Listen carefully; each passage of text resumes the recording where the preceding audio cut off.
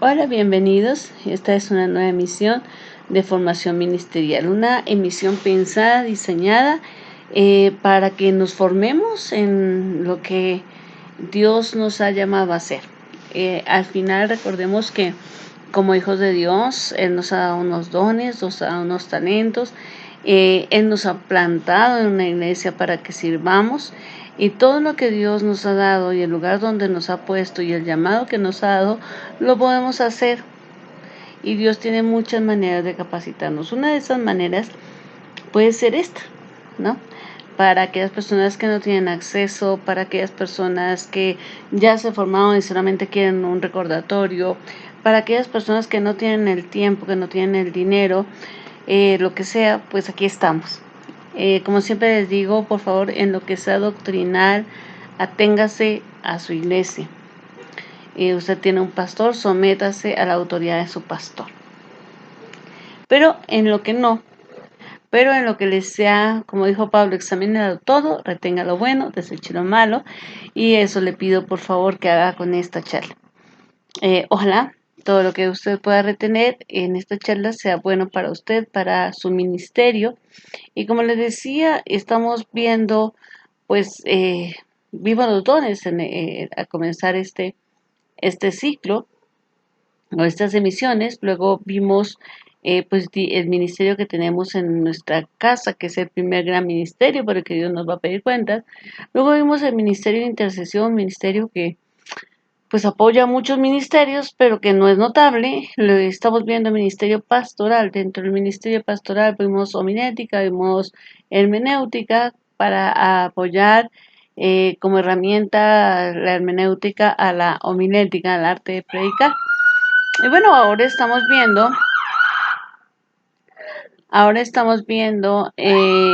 vimos algunas tareas pastorales y algunos consejos prácticos para desarrollar tareas pastorales, y ahora mismo estamos viendo esta parte de la consejería.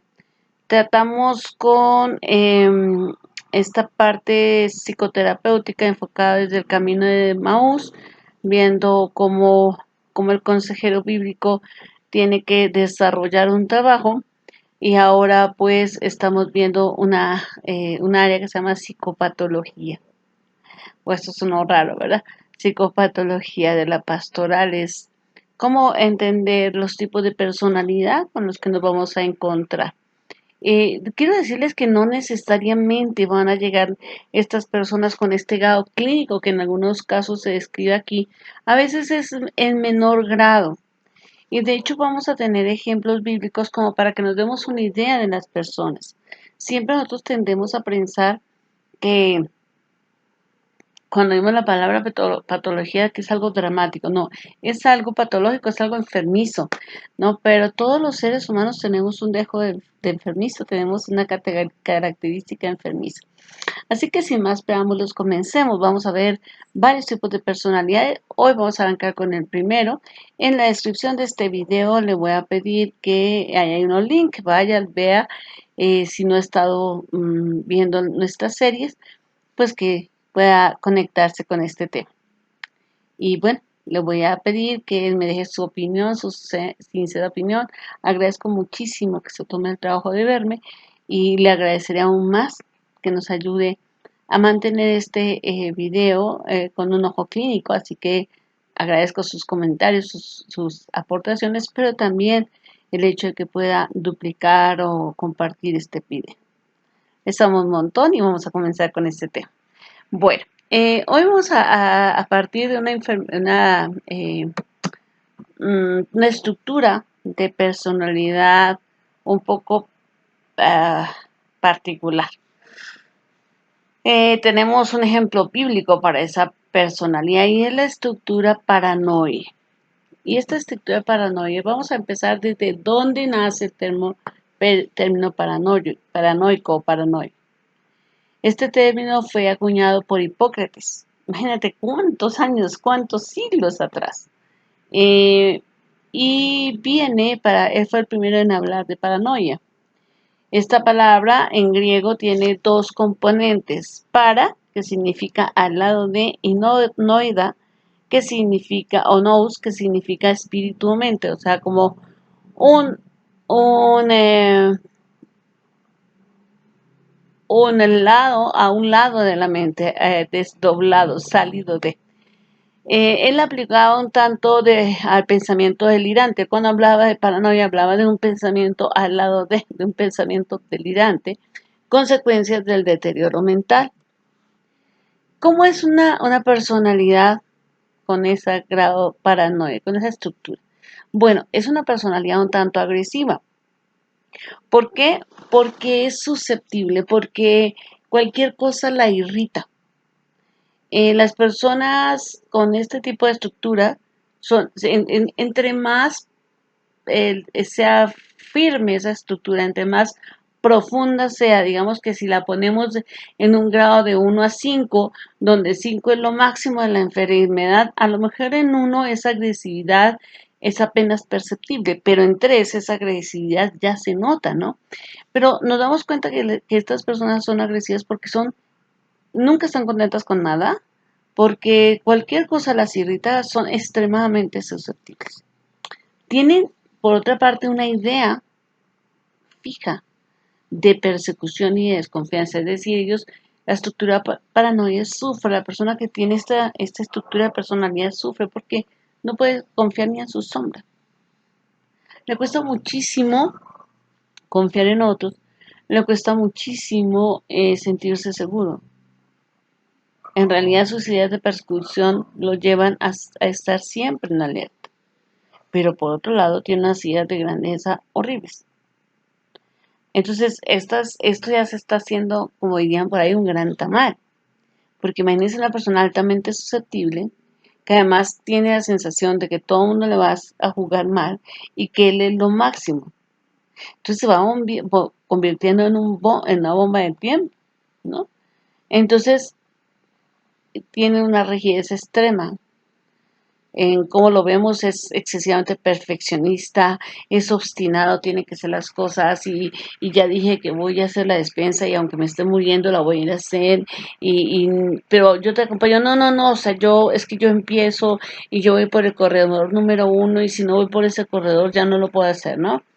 Por otro lado hay hiperactividad, ¿no? O sea, esa rigidez extrema, ponle el perfeccionismo, ponle la obstinidad y ponle que no se queda quieta. Entonces mantiene a todo el mundo así y además de eso es celosa. Entonces, o celoso. Entonces, imagínate este tipo de personalidad. A lo mejor es una señora que llega, una hermana linda, hermosa, que diezma, que es muy participativa, que cuando tú le dices, hermana, nos puede colaborar con los arreglos florales para la iglesia, perfecto, y llega y nos hace un par de hermosos arreglos espectaculares, ¿no? Y de pronto se te acerca, ay, pastor, es que quiero hablar, es que entró la líder de alabanza y miró y yo vi cuando torció la boca y entonces a mí eso me dolió muchísimo porque yo a ella la he tratado siempre muy bien y entonces tú dices, ok, sí, o sea, sí, hermana, la entiendo, a veces la gente no está en sus 5 minutos de amargura, ¿no? No, pastor, pero es que yo siento que en realidad todo el grupo de alabanza a mí no me quiere. Yo, cuando ellos están cantando allá arriba, yo veo que me miran y me miran con la cara de enojo. Entonces ya empezó a verse ese grado de persecución, ¿no? Y debe ser, hermano, porque yo siempre he sido una persona que la gente nota mi espiritualidad, que soy una mujer tremendamente de Dios. Entonces ya empezamos a ver que empezó a volar alto, ¿no? Y entonces, pues, estas personas realmente la pasan mal, pero hacen que los demás la pasen peor, ¿de acuerdo? Eh, Recuerden, cuando llega a nuestra oficina pastoral, cuando llegan a la oficina del consejero, pues no todos llegan con A1, 2 y 3, ¿no? Algunos a lo mejor son más agresivos, otros tienen más sentido de grandeza, ¿sí?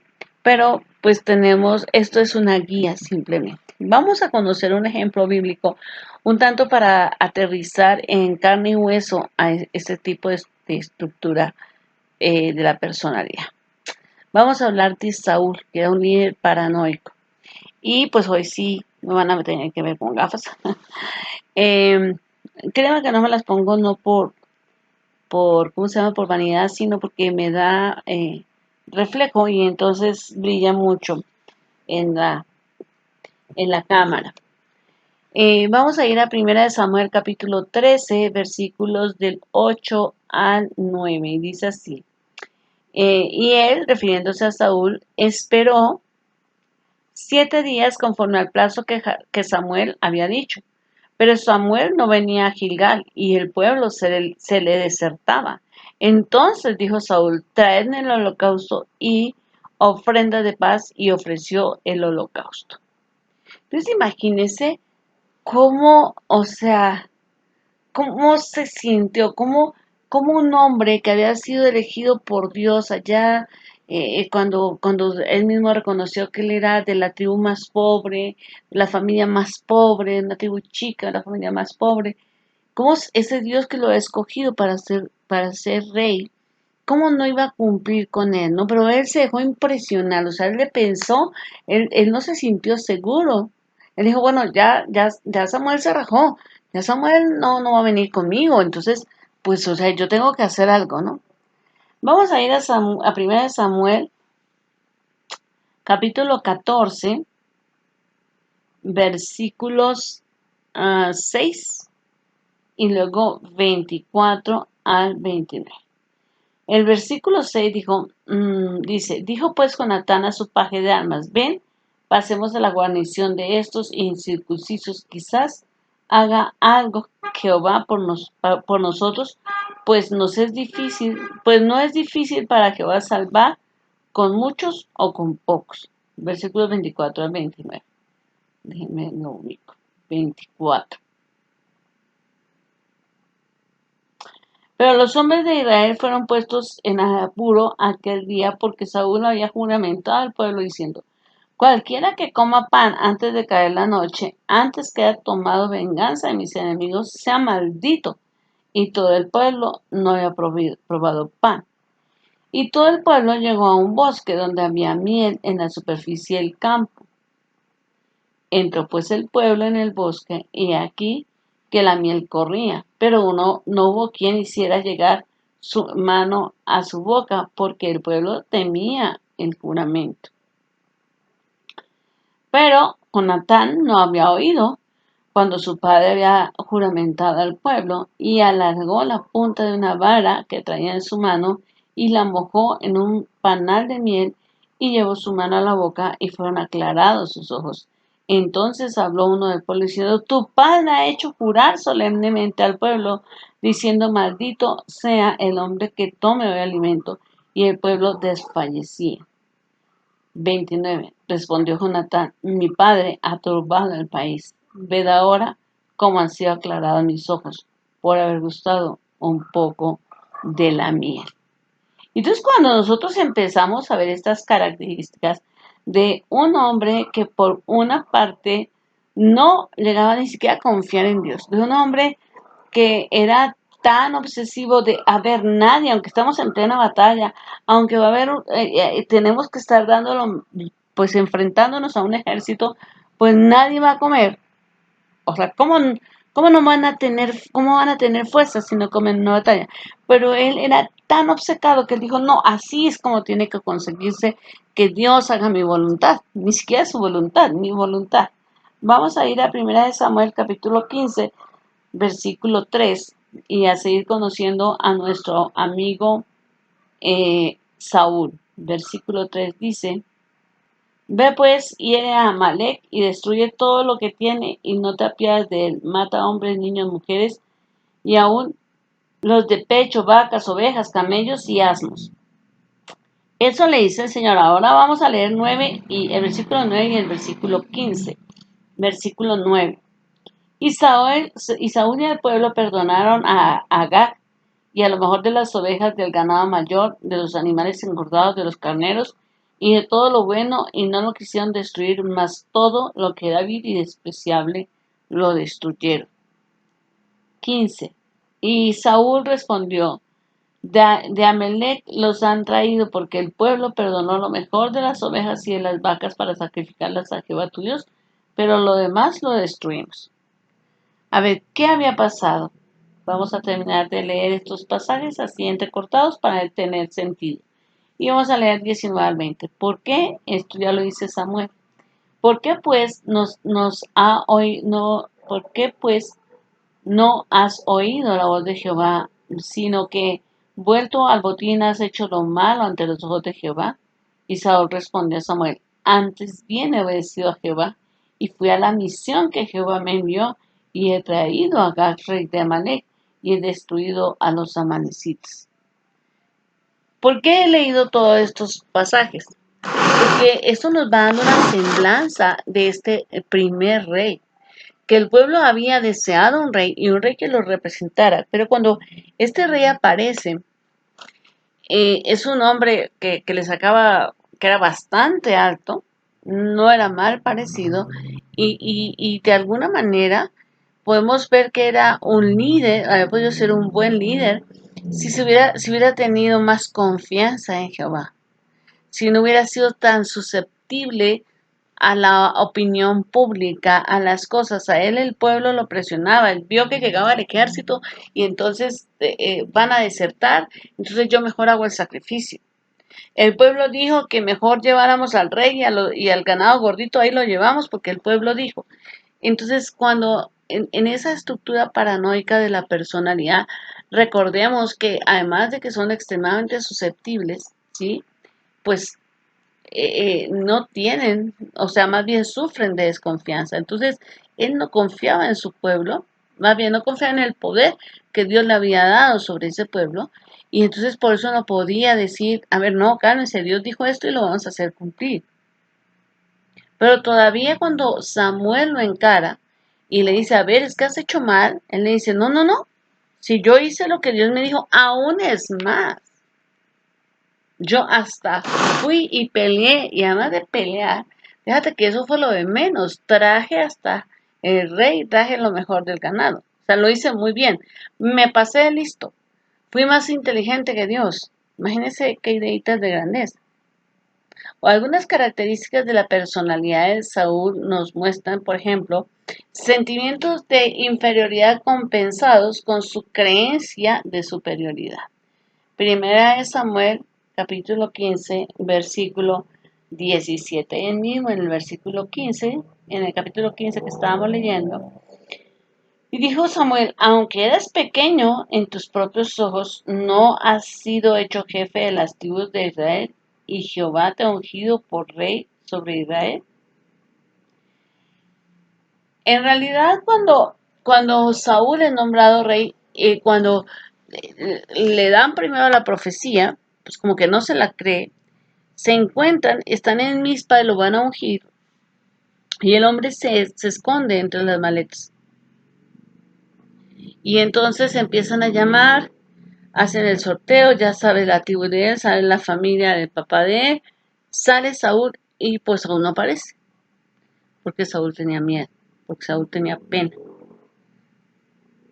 Pero lo que le dice el profeta es, el profeta y sacerdote Samuel le dice, aunque tú te sentías pequeño ante tu propia vista, Dios te escogió.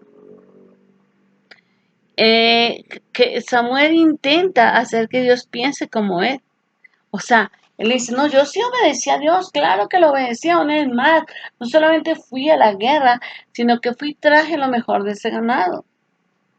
Y así es la persona con sentimientos de superioridad, ¿no? O sea, no, no, no, si yo soy noble, no, no, si yo sí hago esto, o sea, no, no, o sea, yo puede estar frente a la palabra, puede estar frente a la exhortación de Dios, y aún así la persona se sostiene en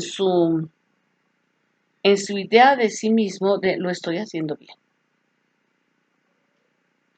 Entonces, cuando una persona dice, Salomón dice, cuando tú exhortas al necio, pues te ganas un enemigo. Pero exhortas al sabio y ganas, el sabio se construye y se hace amigo tuyo, te aprecia. Y es que el necio es una persona realmente orgullosa. Y digámoslo así, con estos deseos de grandeza, con estas ideas de grandeza, pues hay una característica del orgullo. Ahora, por otro lado, Samuel era un hombre duro y frío. Vamos a leer ahí mismo en el capítulo 15, los versículos 24 al 25. Dice así: Entonces Saúl dijo a Samuel: Yo he pecado, pues he quebrantado el mandamiento de Jehová y tus palabras, porque temí al pueblo y consentí la voz de ellos. Perdona pues ahora mi pecado y vuelve conmigo para que adore a Jehová. Y entonces como que hasta aquí tú vas y te vas comiendo el cuento de, ay, este hombre está realmente arrepentido. Pero mira que no era tal cosa por las palabras de Samuel. Y Samuel respondió a Saúl: No volveré contigo, porque desechaste la palabra de Jehová, y Jehová te ha desechado para que no seas rey sobre Israel. Como quien dice, a ver, perfectamente este profeta y este sacerdote, que era Samuel, un hombre con bastante discernimiento, dijo: a ver, Saúl, o sea, a mí no me metas. Hay gente que es tan calculadora que viene y te pone todo el juego de palabras, la estructura cristiana, la misma palabra te la pone para hacer lo que ellos quieren, mostrando casi más que la dureza y la frialdad, pues en mi opinión un espíritu ya bastante enrarecido, entenebrecido. Pero con discernimiento Samuel le dice: a ver, no, o sea, tú ya fuiste desechado. O sea, tu arrepentimiento es de boca. O sea, tú quieres manipularme, mejor dicho, en otras palabras.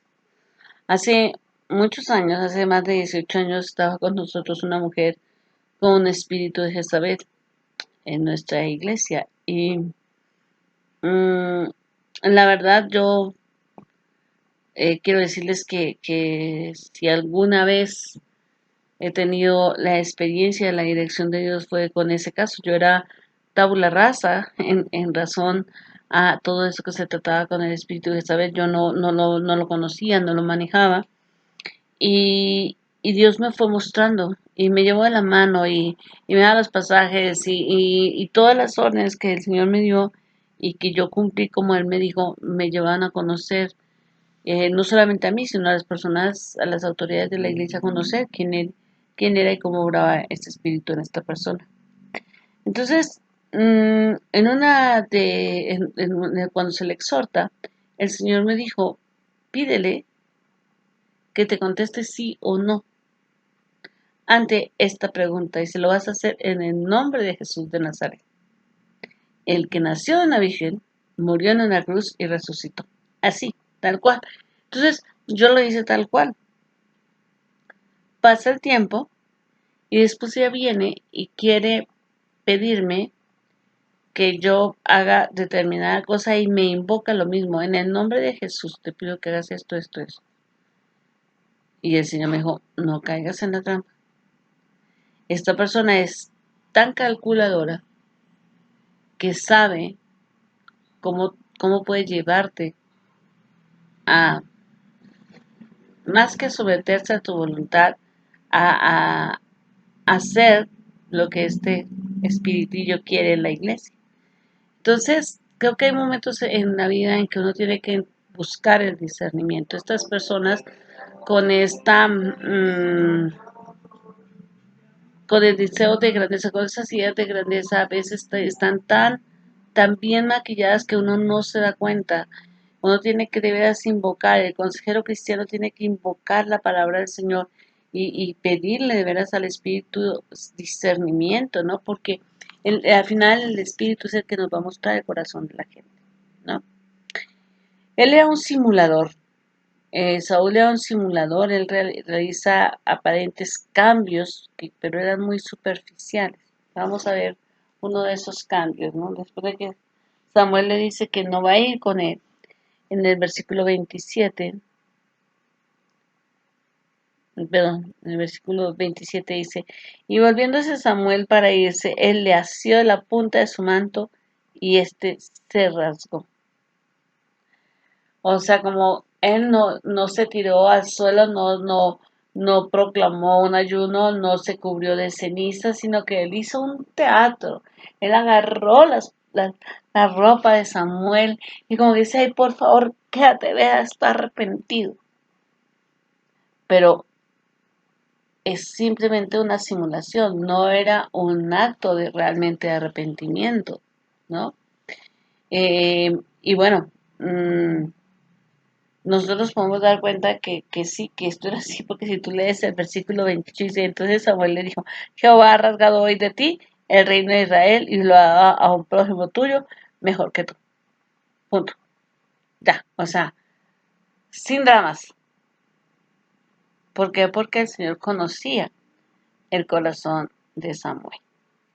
Ahora, por otro lado, era un hombre depresivo, tan depresivo que a él lo dañaba que, bueno, todos conocemos el caso que se registra en 1 Samuel capítulo 16 al 18, donde donde sale el filisteo todos los días a desafiar al ejército de Dios. Al final David sale, mata al gigante y entonces las mujeres decían, cantaban, ¿no? Saúl mató a sus miles y David a sus 10,000, ¿no? Y entonces esto lo conturbó, lo enojó. A partir de ese momento él se sintió perseguido por David. Él trató de quitarle varias veces la vida a David. Y aunque David respondía correctamente, David le perdonó la vida, le demostró sus buenas intenciones y él juraba que ya ahora sí, ya se le habían pasado los celos, pero él volvía. Bueno, al punto llegó este hombre que le voy a leer 1 Samuel, capítulo 20,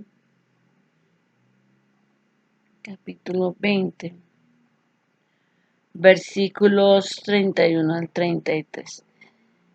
O sea, si bien era cierto que, que Samuel perdón, que Saúl era un hombre bien complicado, también lo es que pues su propia familia conocía cómo era él.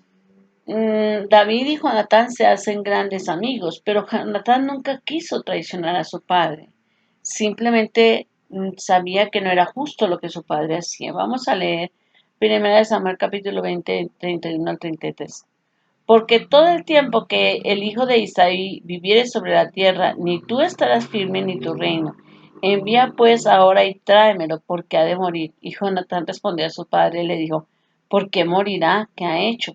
Entonces Saúl le arrojó una lanza para herirlo, de donde entendió Jonatán que su padre estaba resuelto a matar a David.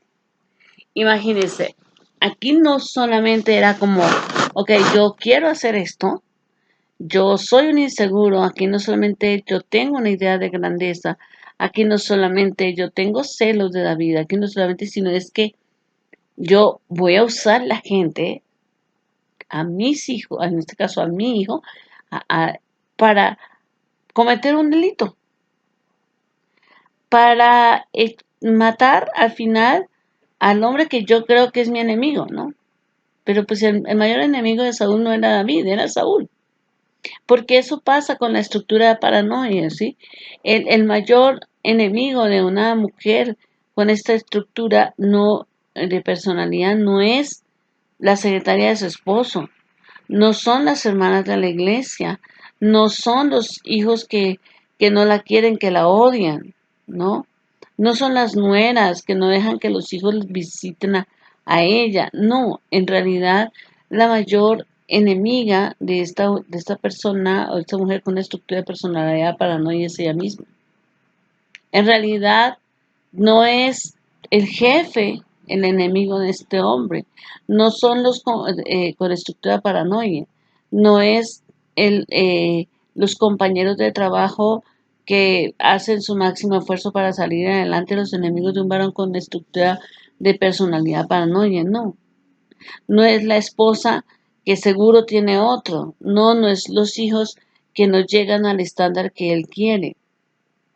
No, no es que todo mundo confabule para que él se irrite. No, el mayor enemigo de un hombre con estructura de personalidad paranoide es el mismo. ¿Cuál es la etiología?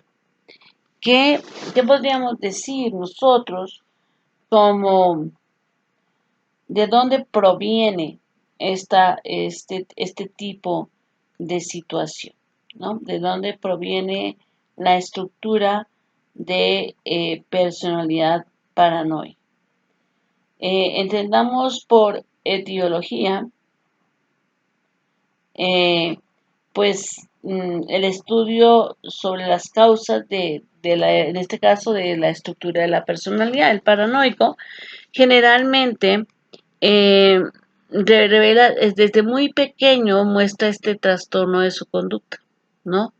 Ya que la estructura va configurándose a medida que el sujeto pues va creciendo y empieza desde su tierna infancia. Algunos autores inclusive opinan que estos sujetos tuvieron padres que nunca dijeron las cosas claramente, ¿no? Entonces hoy podrían decir, está mal decir mentiras, pero al día siguiente podrían decir, bueno, pero hay mentiras blancas y esas sí se valen que las digamos para qué, ¿no? Esto lleva a una inestabilidad de los niños, ¿no? Aquellos padres inseguros que un día, como les decía, le dicen sí, otro día le dicen no al niño ante el mismo hecho. Este sistema de comunicación, digamos, dicotómico entre el sí y el no, comienza a sembrar desconfianza, ¿no? que va en aumento y que va causando en el niño un grado de desconcierto. La desconfianza será entonces la herramienta que manejará frente a todo el resto de cosas. Y entonces una persona desconfiada es una persona que va generando esta estructura de personalidad. Por otra parte, también en la etiología de esta enfermedad se encuentra, o esta patología, perdón, de esta estructura de personalidad patológica, se encuentran aquellos niños que vienen de haber tenido padres excesivamente dominantes, ¿no? Y censuradores, que todo eran gritos, estaba mal, todo eran castigos crueles, ¿no? Entonces ellos hacen que ese padre tan dominante crea una imagen de agresividad y rechazo, ¿no? Que hace que el niño se reprima y desplace hacia otras personas, pues su ira, ¿no? Su inseguridad, su dolor. Esto lo vemos en su conducta constante de desconfianza y de agresividad hacia aquellos que ni siquiera lo conocen. Entonces, hay papitos, por ejemplo, o mamitas, que lo que es bueno es solamente lo que ellos dicen como ellos dicen. Entonces, por ejemplo, eh, eh, no sé, ante un hecho tal vez pequeño del niño, ¿no? Voy a hacer mi resumen con pluma roja y negra, y el papá dice, no, es que no lo voy a hacer con pluma, tienes que hacerlo con lápiz. Bueno, pero es que yo quiero hacerlo con... ¿Estás mal? ¿Estás loco? ¿Cómo crees que así se hace? Yo te lo digo porque yo sé más. Y entonces eh, eh, muestra al niño que está mal porque no hace las cosas como él dice. No estamos hablando de cosas morales, no estamos hablando de que el niño peca o no peca, pero estos padres son tan intromisivos que quieren controlar la vida, o no solamente los padres, no solamente como padres, sino como personas adultas, quieren controlar la vida de todos, ¿no? Entonces, los oyes en sus críticas, por ejemplo, ¿no? Entonces dice, si a él o a ella no le gustan las botas de color vino, ¿no? Entonces, si ve a una mujer con botas de color vino, no, pues que naca, como se ve de mal, eso no está de moda, ¿no? Si no le gustan los cinturones anchos, entonces, pues te ves mal, ese cinturón no es, no te queda, no te pega, porque quiere controlarlo todo. Y es tan dominante que llega a herir a quien no hace lo que él dice o lo que él cree. Entonces, la etiología de esta enfermedad puede venir o en esos padres que nunca tuvieron la firmeza de decir esto es bueno, esto es malo, o en esos padres excesivamente dominantes que llevan a las personas o a los hijos a dudar y a sentirse tan agredidos y a desplazar los celos, las de confianza y la agresión hacia otros.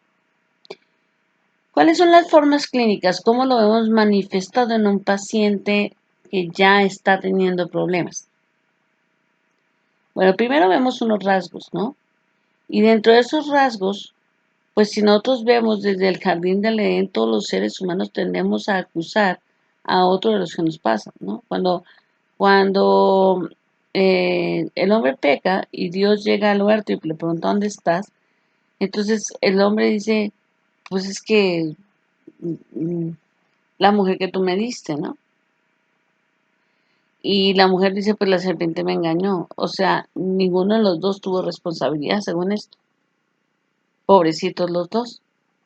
Entonces, lo primero que nos damos cuenta es que como seres humanos, nosotros tendemos siempre a buscar en otros la culpa. Y ahí empieza a formarse este rasgo clínico de dudar, de controlar, porque nosotros ponemos en otros lo que hay en nosotros mismos, suponiendo que tenemos esta estructura de personalidad. En cuanto a la estructura clínica de este pensamiento paranoide, es un modo de pensar, sentir, actuar que está siempre acompañado de forma constante, que siempre está ahí metido en el individuo, ¿no? O sea, siempre está pensando que dudan de que la gente no lo quiere, siempre está pensando que lo persiguen, siempre está pensando que él es más que todos los demás y por eso no lo quieren y por eso no le ha ido bien en la vida y por eso no lo respetan y entonces siempre está ahí en ese pensamiento, no se va. En la forma clínica, lo que nosotros vemos es lo que se conoce como la psicosis paranoide. Y la psicosis paranoide, digamos, tiene tres manifestaciones. Una de ellas es el delirio pasional. Entonces, es aquella persona que está siempre diciendo es que mi pareja me está haciendo infiel, es que yo creo que él tiene otra persona, yo creo que ella tiene otra persona, y en forma constante e irracional está argumentando que así es. Tú puedes decir, oye, pero es que tu esposo está todo el día contigo, ¿a qué horas tiene otra? No, no sé, pero yo creo que por teléfono, yo creo que cuando yo estoy dormida se sale, o sea, tú dices, pero a ver, ¿cómo se va a salir? Pero, o sea, y en realidad se sostienen que es así, ¿no? El otro es el delirio persecutorio. El contenido de este delirio es, me está persiguiendo la gente, ¿no? O sea, mi jefe me persigue, mi compañero me persigue, los pastores no me quieren, las hermanas de la iglesia no me aceptan. Entonces, ese delirio persecutorio es una manifestación clínica muy fuerte porque no deja a la persona estar en paz. Y es muy difícil que tú te acerques a darle ayuda porque tú puedes ser catalogada dentro de ese delirio de me está persiguiendo, ¿no? El otro es el delirio de reivindicación del sujeto, ¿no? Donde el sujeto construye un delirio con el contenido de que ha sido defraudado, de que le han robado, de que ha perdido un dinero e insiste en que se le haga justicia.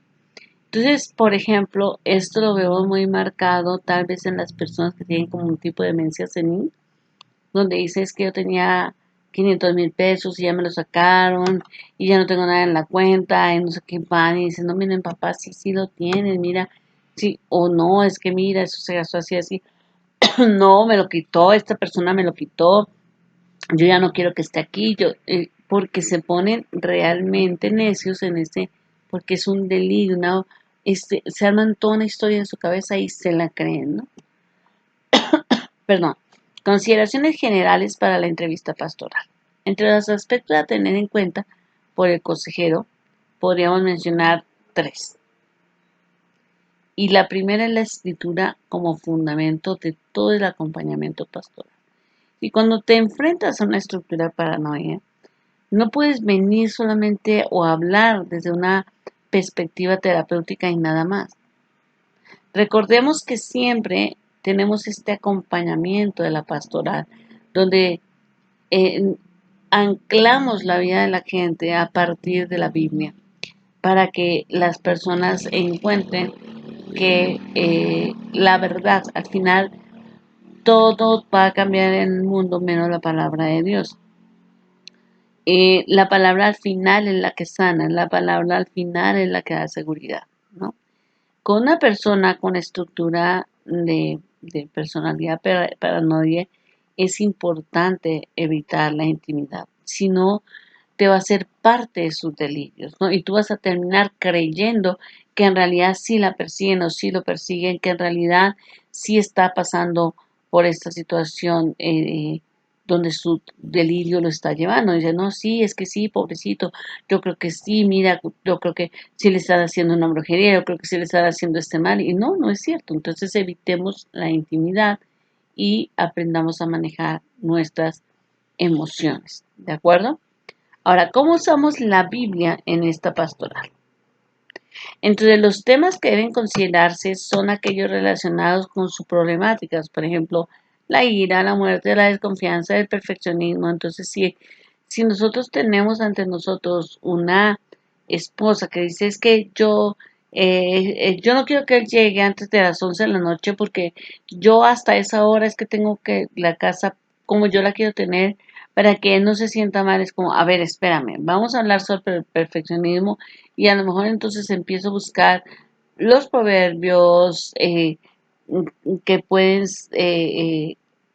serle útil o puedo buscar la historia de Marta y María y mostrarle cómo es necesario que el perfeccionismo nos llegue a atormentarnos de más, ¿no? Obviamente vamos a trabajar los temas de aceptación. Vamos a ver una cita que tenemos acá, que además es muy ad hoc para esta circunstancia. Mateo, permíteme, porque estas Biblias ah, digitales son muy buenas, pero a veces nos juegan malas pasadas. Mateo 22:39. Dice, y el segundo es semejante, amarás a tu prójimo como a ti mismo. Entonces, es como, ok, tú no puedes amar a alguien si no confías. Si tú no confías en otros, en realidad tienes un problema de confianza en ti mismo. O sea, tienes celos porque no te sientes seguro tú. No puedes amar y confiar en la gente porque tú no te sientes confiable para ti mismo. O sea, no está fuera el problema, está dentro de ti. ¿De acuerdo? Y pues se debe tocar las emociones en la vida cristiana. Y vamos a hablar de Efesios 26 al 32. Airaos, pero no pequéis, no se ponga el sol sobre vuestro enojo, ni deis lugar al diablo, el que hurtaba no hurte más, sino trabaje haciendo con sus manos lo que es bueno, para que tenga que compartir con el que padece necesidad. Ninguna palabra corrompida salga de vuestra boca, sino la que sea buena para la necesaria edificación, a fin de dar gracias a todos los creyentes. Y no contristéis al Espíritu Santo de Dios con el que fuisteis sellados para el día de la redención. Quítese de vosotros toda amargura, enojo, gritería, maledicencia y toda malicia. Antes sed misericordiosos, perdonándoos unos a otros, como Dios también os perdonó a vosotros en Cristo. Amén. Entonces, cuando nosotros estamos trabajando con una persona que tiene esta estructura de personalidad eh, mm, paranoide, nosotros debemos ayudarle a anclar su vida. Y entonces regresamos al tema anterior, nos regresamos a esa forma pastoral de acompañamiento donde nosotros agarramos a la persona y no la descalificamos por lo que piensa ni por lo que siente, sino que la llevamos a ver su posición frente a la verdad bíblica. Y le decimos, ok, sí, te entendemos, sí, probablemente tienes razón en muchas cosas, pero la palabra de Dios te dice esto. Entonces, si tú crees en Dios y crees que Dios de veras está en el cielo y que es omnisciente y que es todopoderoso y que es amor, pues no te va a confundir en su palabra. Entonces, vamos a tomar este hilo conductor de la palabra donde yo tengo que aprender a amar a otros como me amo yo a mí misma.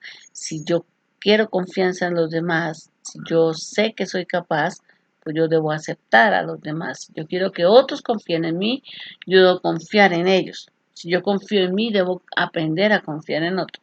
Pero también es como enseñarle a ver, o sea, yo tengo que aprender a perdonar y tengo que aprender a dejar de estallar y tengo que aprender a poner un poco de dominio propio y tengo que aprender a que mis sentimientos que antes me conducían, ahora yo los conduzco. Entonces, cuando tenemos una persona que viene a buscar consejo, no porque viene a buscar consejo va a hacer todo lo que nosotros le digamos. O no es la persona que tiene toda la razón porque viene a buscar consejo, que es un error que muchos consejeros, diría yo, amateur, eh, pues se comen el cuento de, no, pues es que ella es la que quiere cambiar porque ella vino, pero ella vino o porque ella quiere mostrar que ella tiene la razón y que los demás tienen que cambiar, por ejemplo, ¿no? Entonces, a lo mejor sí tenemos a una persona con una estructura paranoia ahí de frente a nosotros y nosotros debemos decir, por favor, no, ¿no? Por favor, control.